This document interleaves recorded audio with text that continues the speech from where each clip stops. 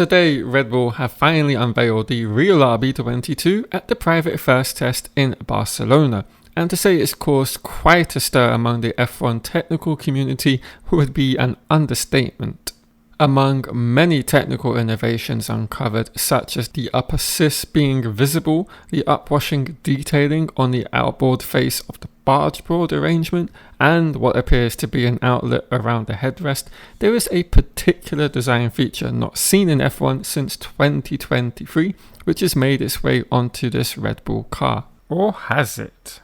I am, of course, talking about the Mercedes Zeropods, which have made a reappearance, and on first glance, it looks like a lot of inspiration has been taken from that team's first attempt back in 2022. But what exactly is it about this new sidepod that makes people believe that it could potentially be Red Bull's version of a Zeropod?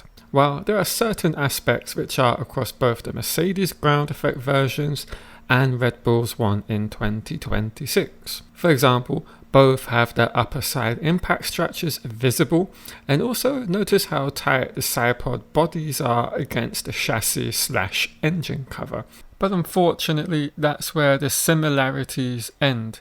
And while it's understandable why you may have thought it's a Zeropod design, if you look at this overlay of the Red Bull and the Mercedes cars in the same corner in Barcelona today, you will quite clearly be able to see that isn't the case.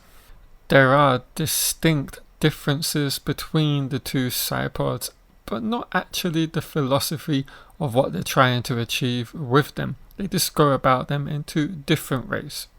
They have a slim sidepod front, which is made quite obvious by the side impact structure protruding through it, just like we've seen on the Mercedes cars in the past.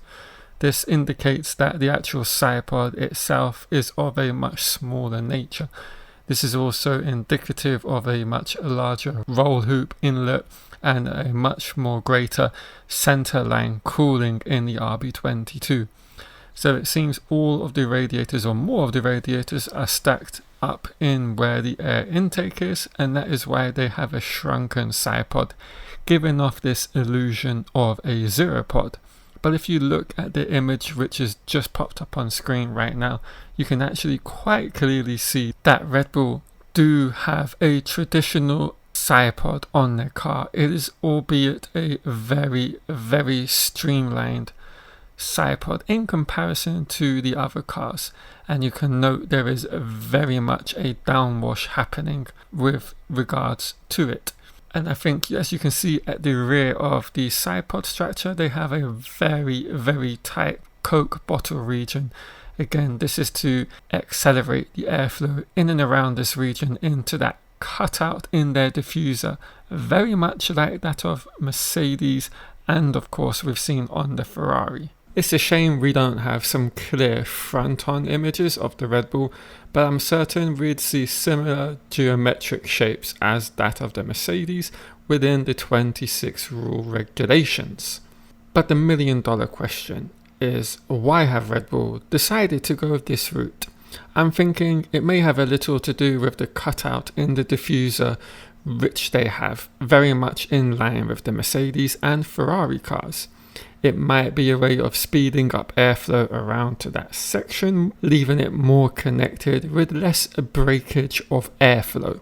But we wouldn't know without seeing Red Bull's data, which, let's be honest, we're never going to get. And of course, you may be asking the question, well, why does Mercedes, Ferrari, and now Red Bull have this big cutout in the diffusers of their car?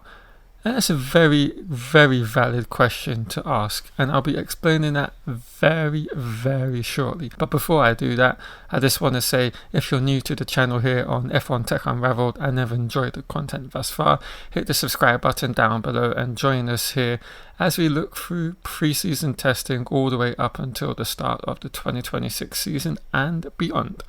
Right, let's explain why they have a cutout in the diffuser walls.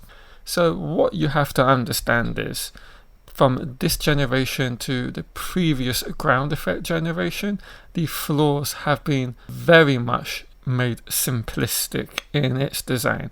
We no longer have the Venturi tunnels on the underneath of the floors, which of course made the life of the drivers and engineers across all of the teams very much having headaches, and that of course introduced porpoising.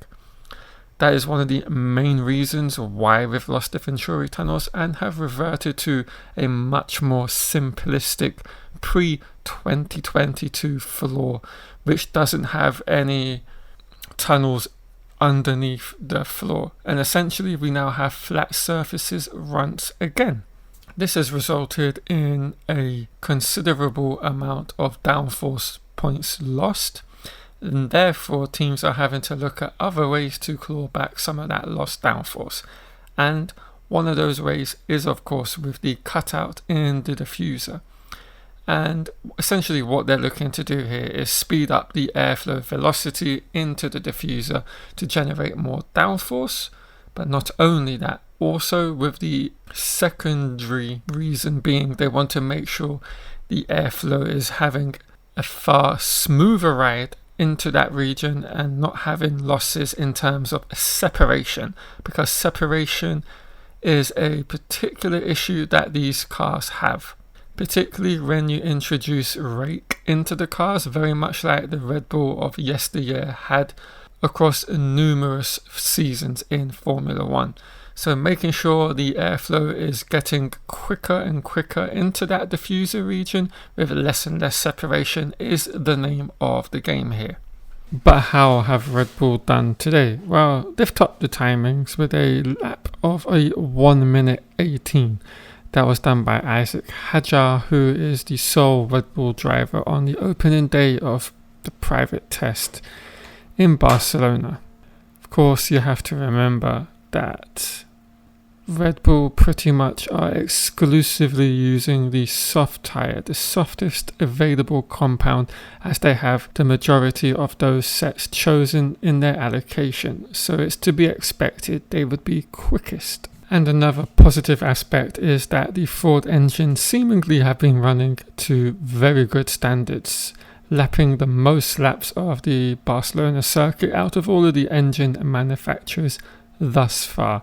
Even though it's early days, this is a good indication of reliability, as they haven't been one of the teams that have broken down on this opening day of testing. And that's where I'm going to wrap everything up. Hope everyone's enjoyed this breakdown of why it is not a Zeropod, but has aspects of it.